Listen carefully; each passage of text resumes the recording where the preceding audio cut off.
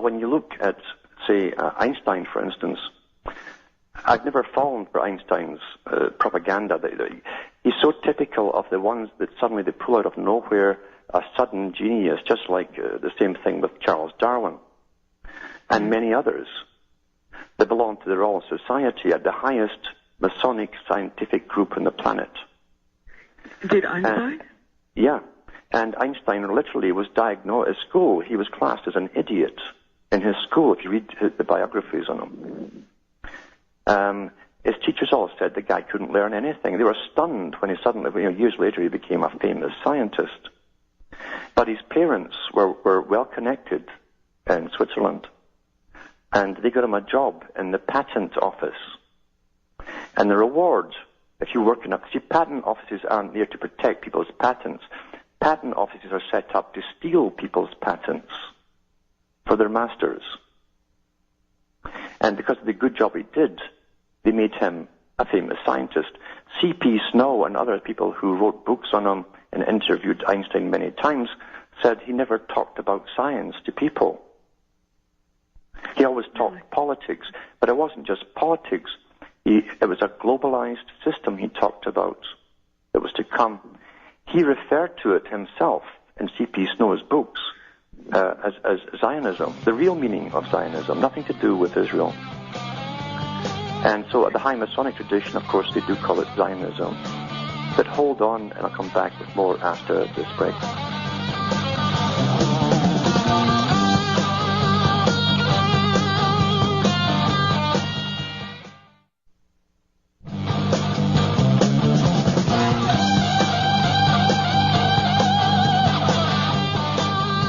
Hi folks, I'm Alan Watt, and this is Cutting Through the Matrix, talking to Andrea from New York about the Red Square building down there. It's quite a fascinating place, the photographs I've seen so far anyway. But yeah, they have Einstein's name on the roof. And you don't know who POPHA was, P-O-P-H-A? I haven't had time to go into that part of it yet. But I'm sure it'll be related to the same global type agenda. See, Einstein believed that, again, experts and scientists should rule the world in a post-democratic society. He also believed that nationalism had to go. He used the whole doctrine of the atom bomb to terrify the public, and he came out with his famous statements, "In the next war we fought with sticks and stones," after the atomic war. This is all to terrify the people of the world under the United Nations auspices to give up their sovereignty. But Einstein himself, as I say, did not invent the atom bomb. It was invented by a Norwegian. What about the theory of relativity? I mean, yeah, but even these theories, you can understand that they've done this before, even with Charles Darwin. Charles Darwin did not come up with the origin of species. His grandfather published a book very similar to that before him. It was in the family, and most of the stuff, if you look into the history books, especially the stuff that's taught today under freedom of information, when they disclose stuff 100-odd years later, they admit that Wallace was the guy that supplied most of the information that Charles Darwin used in his supposed book, The Origin of Species. And it was the Royal Society of London, this high institution authorized by the Crown, that chose Darwin to be the front man to push evolution. It was the same thing with as I say, with this other present guy. They always give you a leader, and they give them roles to play. And as I say, Einstein's role was primarily political. He couldn't say much at all about science without a few notes in front of him in any speech.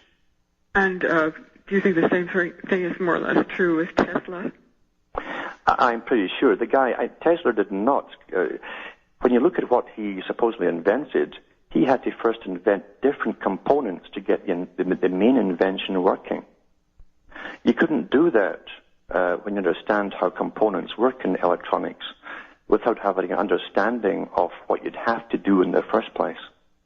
See, science can only progress from something that's already discovered. Then you discover, you say, what can we do with this now? Then you try different things, and someone somewhere will come up with some good use for it. Yet we're told that Tesla just happened to know how to make forms of capacitors and this, that, and the other, things that they hadn't done up until then. And he just did it all by himself, by intuition. That's impossible. The guy was trained somewhere by... See, sciences are very, very old. What the public are given at this level and at school and in university is a lower order of science. We are literally living in the past, in a sense, when it comes to medicine, physics, and biology and chemistry. That's the lowest order. They have 2 orders above that. Mm-hmm. The higher orders get weaponry, and the higher echelons, even above CIA, the Secret Services. And the ones at the very top have the real stuff that really, really work. And literally that they're years ahead of anything that the public are ever told about. So, just one more question about Red Square. Did you notice the trapezoids? There were a couple yes, of trapezoids. I did too. And the situation, even the way it faces south, that's because the sun, of course, is highest at noon in the south, you see. That's why it's really in the south, not because this revolution started there. And the Grand Master always sits in the east, where the sun rises. Yeah. Okay. That's highly Masonic. That's what it is. All right. But thanks for calling in. Yeah, we don't really have time to go into that too much tonight. But for Dave in Arizona, Dave in New York, and Kyle in Connecticut, phone in again tomorrow. And from Hamish myself in Ontario, Canada, it's good night. And may your gods go with you.